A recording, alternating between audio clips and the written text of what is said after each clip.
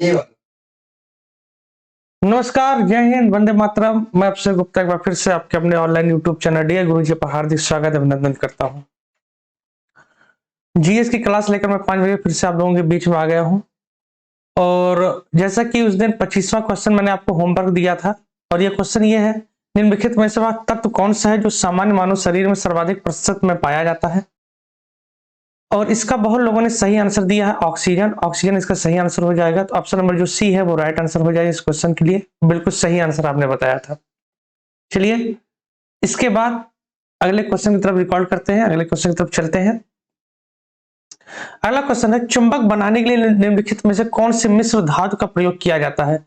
चुंबक बनाने के लिए कौन सी मिश्र धातु का प्रयोग किया जाता है, ये क्वेश्चन है। पहला है मैग्रोलियम, ड्यूरेलियम, स्टेनलेस स्टील, एलेनिको। 4 ऑप्शन दिया हुआ, आप चारों ऑप्शन में से बताना है राइट आंसर क्या हो जाएगा। बताते हुए चलेंगे राइट आंसर क्या हो जाएगा। चुंबक बनाने के लिए कौन सी मिश्र धातु का प्रयोग किया जाता है। तो चुंबक बनाने के लिए जो मिश्र धातु का प्रयोग किया जाता है उसे हम एलिनिको कहते हैं। ऑप्शन नंबर जो डी है वो क्या हो जाएगा सर, इसके लिए राइट आंसर हो जाएगा। जो एलिनिको होता है वो एलिनिको 3 धातुओं से मिलकर बना होता है। एक होता है लोहा, दूसरा आपका होता है एल्युमिनियम, और तीसरा आपका होता है निकेल। ये 3 धातुओं से मिलकर बना होता है, एलिनिको जिसे कहते हैं। ऑप्शन नंबर जो डी हो जाएगा वो क्या हो जाएगा, राइट आंसर हो जाएगा। चलिए, अगले क्वेश्चन तरफ चलते हैं। आयोडीन आयोडीन नमक मानव शरीर में निम्नलिखित में से कौन सा कार्य करता है। आयोडीन मानव शरीर में निम्नलिखित में से कौन सा कार्य करता है। यह शरीर में जरण प्रक्रिया को मंद करता है, यह शरीर में कोलेस्ट्रॉल के स्तर को नियंत्रित करने में मदद करता है, यह अवटु ग्रंथियों के कार्य को नियंत्रित करता है, यह विषाणु रोगों से शरीर की रक्षा करता है। बताए तो चलेंगे राइट आंसर क्या हो जाएगा। बताए तो चलिए सर, राइट आंसर क्या हो जाएगा।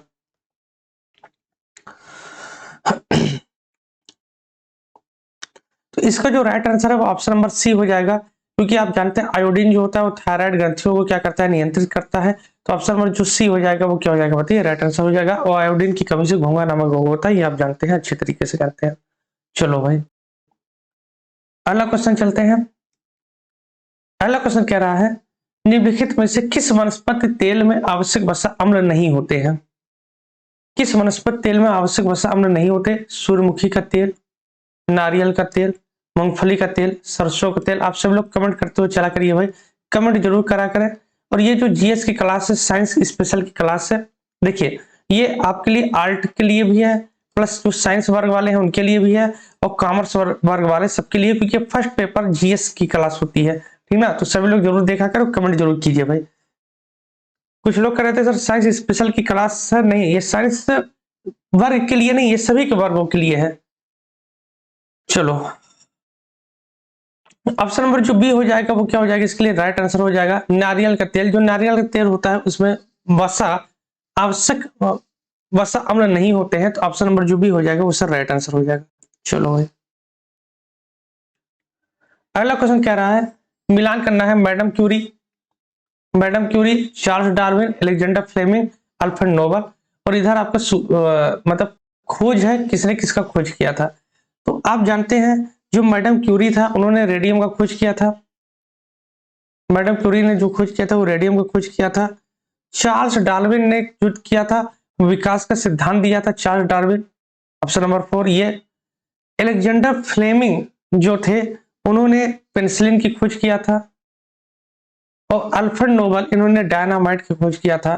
तो इस वजह से ऑप्शन नंबर जो सी है, अब देखिए 1423 ये क्या हो जाएगा सर, राइट आंसर हो जाएगा। इसको सर ले लीजिएगा आप लोग सभी लोग, क्योंकि इसमें एक क्वेश्चन में 4 क्वेश्चन है, तो आप सब लोग स्क्रीनशॉट ले लीजिए, इस टाइप के क्वेश्चन पूछे जाते हैं। अगला क्वेश्चन कह रहा है, प्रदूषण नियंत्रण कार्यक्रम का उद्देश्य निम्नलिखित में से किस अपशिष्ट को नदियों में विसर्जन को कम करना है। ऑक्सीजन ऑक्सीजन उत्पादक, कार्बन उत्पादक, सल्फर उत्पादक, ऑक्सीजन हाराशक। बताइए, 4 ऑप्शन दिया गया है, आपको चारों में से बताना है राइट आंसर क्या हो जाएगा। बताते चलिए। तो पहला ही ऑप्शन इसका सही रहेगा, ऑक्सीजन हाराशक का जो प्रयोग होता है, ऑक्सीजन हाराशक को कम करने के लिए हम क्या करते हैं, अपशिष्ट नदियों को विसर्जन में कम करने से रोका जा रहा है। क्यों, क्योंकि ऑक्सीजन हाराशक कम करने के लिए। चलो, अगला क्वेश्चन है, पौधों में जल का परिवहन किसके माध्यम में होता है? पौधों में जल का परिवहन किसके माध्यम से होता है? Epidermis, cambium, xylem, phloem. 4 option है, चारों में से बताना है। राइट आंसर क्या हो जाएगा, बता दो चलिए। तो पौधों में जो जल का जो परिवहन होता है वो जाइलम के द्वारा होता है। ऑप्शन नंबर जो सी है सर वो क्या हो जाएगा, बताइए। राइट आंसर हो जाएगा। और खनिज का जो परिवहन होता है वो फ्लोएम के द्वारा होता है। अगर खनिज पूछेगा तो उसके लिए फ्लोएम हो जाएगा, और अगर पानी पूछ रहा है, जल पूछ रहा है, उसके लिए जाइलम हो जाएगा। चलो, निम्नलिखित में से वह वैज्ञानिक कौन है जिसने पहली बार रुधिर प्रसंचरण की व्याख्या की थी? रुधिर प्रसंचरण की व्याख्या करने के लिए पहले वैज्ञानिक कौन थे, आपको बताना है। William Harvey, Leeuwenhoek, Gregor Mendel, Ronald Ross. 4 option दिया गया, चारों में से बताना है। राइट आंसर क्या हो जाएगा?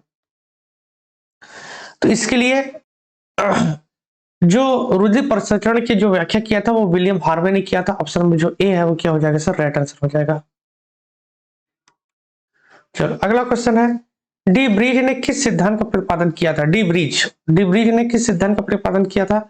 उत्परिवर्तनवाद का सिद्धांत, प्राकृतिक चयन का सिद्धांत, विनिमय का सिद्धांत, जात उद्भव का सिद्धांत। 4 ऑप्शन है, चारों में से बताना है। राइट आंसर क्या हो जाए, बता तो चलिए।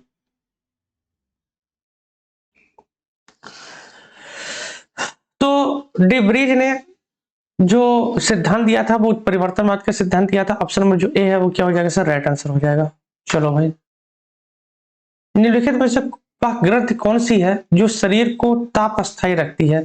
पिनीरस ग्रंथ, अवटू ग्रंथ, हाइपोथैलेमस, पीयूष ग्रंथ। 4 ऑप्शन है, चारों में से बताना है। सही आंसर क्या हो जाएगा? कमेंट करते हुए चलो भाई, कमेंट करिए आप सभी लोग,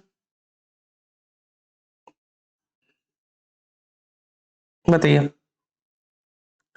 तो ऑप्शन नंबर जो ए है पिनीला ग्रंथ, ये क्या हो जाएगा सर? इसके लिए राइट आंसर हो जाएगा, क्योंकि जो पिनीला ग्रंथ होता है ये शरीर को ताप अस्थायी रखता है। ऑप्शन नंबर 1 क्या हो जाएगा सर? राइट आंसर हो जाएगा। चलो भाई, निम्नलिखित किसकी उपस्थिति के कारण पादप कोशिका और पशु कोशिका में अंतर पाया जाता है? केंद्रक नाभिक, क्लोरोप्लास्ट, कोशिका कला, इनमें से कोई नहीं। 4 ऑप्शन दिया गया है, चारों में से बताना है। राइट आंसर क्या हो जाएगा, बताएं। पादप कोशिका और जंतु कोशिका में अंतर किसकी वजह से पाया जाता है? तो क्लोरोप्लास्ट की वजह से पाया जाता है। ऑप्शन नंबर जो बी हो जाएगा सर वो क्या हो जाएगा सर? राइट आंसर हो जाएगा ऑप्शन नंबर बी। चलो भाई, अगला, प्रथम वियुक्त प्रतिजैविक कौन सा था? प्रथम वियुक्त प्रतिजैविक कौन सा था? Neomycin, Terramycin, streptomycin, penicillin. 4 option है, चारों में से बताना है। राइट आंसर क्या हो जाएगा? 4 में से तो ये सही आंसर क्या हो जाएगा? तो जो पेनिसिलिन है, ऑप्शन नंबर जो डी है वो क्या हो जाएगा? वो एंटीबायोटिक का काम करता है। ऑप्शन नंबर डी सही आंसर हो जाएगा। परागज ज्वर निम्नलिखित में से किसका लक्षण है? कार्याधिक, कुपोषण, एलर्जी, वृद्धावस्था। 4 ऑप्शन है, बताते हुए चलिए। सही आंसर बताते हुए चलिए। तो पारगज ज्वर निम्नलिखित में से किसका लक्षण है? तो ये एलर्जी का लक्षण होता है। ऑप्शन नंबर जो सी हो जाएगा वो क्या हो जाएगा? सही हो जाएगा। चलो, 38वां क्वेश्चन की तरफ चलते हैं। 38वां क्वेश्चन कह रहा है, चाय पत्तियों के संसाधन में निम्नलिखित में से कौन सी क्रिया आवश्यक नहीं है? शुष्कन, किण्वन, बेलन, गलानन। 4 ऑप्शन है, आप बताते हुए चलिए। सही आंसर क्या हो जाएगा? तो इनमें से गलानन विधि की आवश्यकता नहीं होती। ऑप्शन नंबर जो डी हो जाएगा सर वो क्या हो जाएगा, बताइए। राइट आंसर हो जाएगा ऑप्शन नंबर डी। केकड़े के कितने पैर होते हैं? केकड़े के कितने पैर होते हैं? 8, 12, 6, 10। 4 ऑप्शन है, 4 में से बताना है कि सही आंसर क्या हो जाएगा। केकड़े के कितने पैर होते हैं?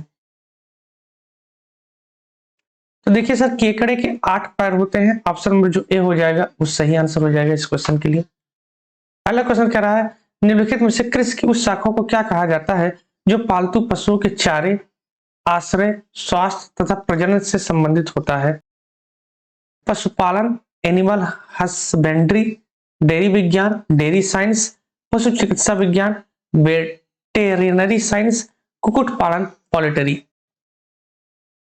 मतलब उस शाखा को बताइए जो पालतू पशुओं के चारे, आश्रय, स्वास्थ्य और प्रजनन से संबंधित होता है। बताइए, कमेंट कीजिए भाई आप सब लोग।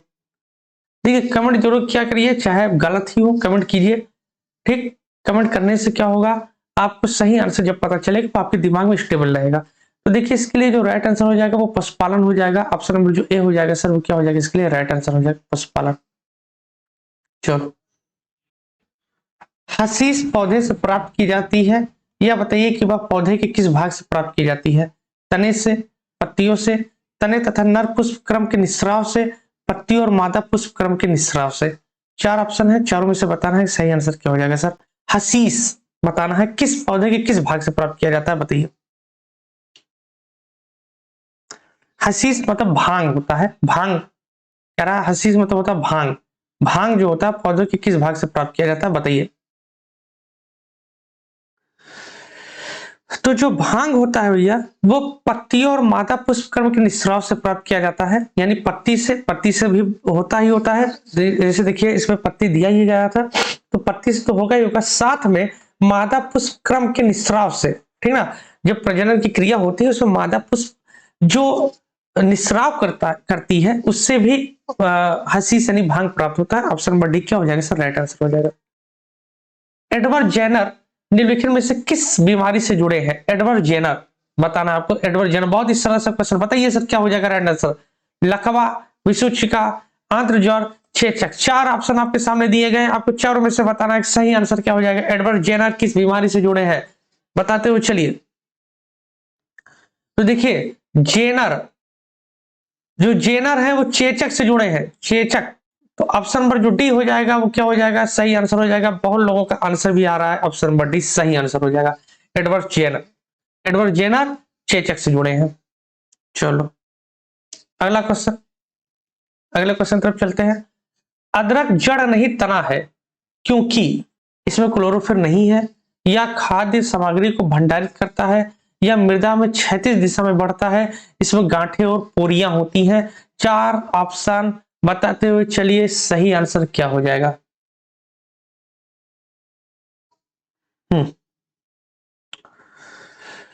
तो अदरक जो होता है जड़ नहीं तना है क्योंकि इसमें गांठें और पोरियां होती हैं। ऑप्शन नंबर जो डी हो जाएगा सर वो इसके लिए राइट आंसर हो जाएगा।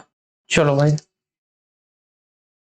अगला क्वेश्चन, रुधिर कणिका के संबंध में लिखित कथनों में विचार कीजिए तथा नीचे दिए गए कूट से सही उत्तर चुनिए। यह रक्त में ऑक्सीजन का संचार करता है, इसमें लोहा होता है, या रक्त को लाल रंग प्रदान करता है। आपको बताना है चारों में तीनों में से सही रुधिर के संबंध में कौन सा कथन है। तो ऑप्शन नंबर बी देखिए इसका 1 2 3 तीनों ही सही कथन है। तो ऑप्शन नंबर जो बी हो जाएगा सर वो इसके लिए राइट आंसर हो जाएगा। निम्नलिखित में से सही विकल्प को चुनिए। सही विकल्प चुनना है आपको। हैजा, फेफड़ा, क्षय रोग, टीबी गला, टेटनस तंत्रिका तंत्र तथा मांसपेशियां, मियादी बुखार पाचन तंत्र। यानी इसमें आपको यह बताना है कि किस बीमारी से कौन सा जो अंग होता है वो ग्रसित होता है, आपको यह बताना है। बताइए सही विकल्प आपको चुनना है। तो ऑप्शन नंबर जो सी है वो आपका सही विकल्प है। टेटस तंत्रिका तंत्र तथा मांसपेशियां, टेटस तंत्रिका जो होता है वो तंत्र तथा मांसपेशियों को प्रभावित करता है। ऑप्शन नंबर सी क्या हो जाएगा, इसके लिए राइट आंसर हो जाएगा। बाकी जो हैजा होता है वो पाचन तंत्र को प्रभावित करता है, ठीक है। जो क्षय रोग होता है वो फेफड़े को प्रभावित करता है, क्षय रोग यानी टीबी फेफड़ा को प्रभावित करता है। और जो मियादी बुखार होता है वो आंत का रोग होता है, आंत का रोग होता है, ठीक। तो ऑप्शन नंबर सी क्या हो जाएगा, राइट आंसर हो जाएगा। सीपीयू का पूरा नाम, बहुत ही सरल सा क्वेश्चन, ये तो सब जानते हो, सभी लोग कमेंट करते हैं। चलिए सीपीयू का पूरा नाम क्या हो जाएगा बता, ये तो बहुत ही सरल सा क्वेश्चन है। Central processing unit, option number C क्या हो जाएगा, राइट आंसर हो जाएगा। चलो निम्नलिखित में से किसको कंप्यूटर की मुख्य स्मृति कहा जाता है। कंप्यूटर की मुख्य स्मृति किसे कह सकते हो भाई आप, ईपी रोम, रैम रोम, ई रैम, बताइए। तो कंप्यूटर की मुख्य स्मृति जो कहा जाता है वो रैम को कहा जाता है, रैंडम एक्सेस मेमोरी रैम होता है। ऑप्शन नंबर बी क्या हो जाएगा, राइट आंसर हो जाएगा। चलो निम्नलिखित में से उस साधन को क्या कहा जाता है जो प्रतिबिंबों को ऐसे अंकीय आंकड़ों में बदल देता है जिन्हें कंप्यूटर में जमा किया जा सकता है। प्रिंटर, कीबोर्ड, माउस, स्कैनर, बताइए। चार ऑप्शन है, चारों में से बताइए राइट आंसर क्या हो जाएगा। जो प्रतिबिंबों को ऐसे अंकीय आंकड़ों में बदल देता है जिन्हें कंप्यूटर में जमा किया जाता है, स्कैनर कहते हैं उसे। ऑप्शन नंबर जो डी हो जाएगा वो क्या हो जाएगा सर, राइट आंसर हो जाएगा। नासा द्वारा विकसित सर्वाधिक तेज सुपर कंप्यूटर है कोलंबिया, ब्लू जीन, परम, कल्पना चावला, बताइए। नासा द्वारा विकसित सर्वाधिक तेज कंप्यूटर का जो नाम है वो है कोलंबिया। ऑप्शन नंबर जो ए हो जाएगा वो सही आंसर हो जाएगा। अगला क्वेश्चन, आलेख, ग्राफिक्स, पाठ, ध्वनि, वीडियो तथा सजीवन के संयोजन में सूचना को क्या कहा जाता है? बहुफलकिका, मल्टीफेसड इसे कहते हैं, बहुक्रामदेश, बहुमीडिया, बहुसंसाधन। चार ऑप्शन बताते हुए चलिए राइट आंसर क्या हो जाएगा, बताइए। सही आंसर होता है तो चले क्या हो जाएगा, तो इसे हम बहुमीडिया कहते हैं। ऑप्शन नंबर जो सी हो जाएगा सर उसके लिए राइट आंसर हो जाएगा, ठीक ना। चलिए तो आज की क्लास यहीं तक रखते हैं और 25 क्वेश्चन आज मैंने आपको कराया। उम्मीद करता हूँ सारे क्वेश्चन आपको लगभग आ रहे होंगे। एक बार आप कमेंट करके बताइएगा आपके कितने क्वेश्चन सही हुए, एक बार आप कमेंट करके जरूर मुझे बताइएगा, ठीक है। फिर मिलेंगे एक नई ऊर्जा के साथ, एक नए उत्साह के साथ। तब तक के लिए हंसते रहिए, खेलते रहिए, मुस्कुराते रहिए, होली का पावन पर्व भी मनाते रहिए। बहुत बहुत धन्यवाद।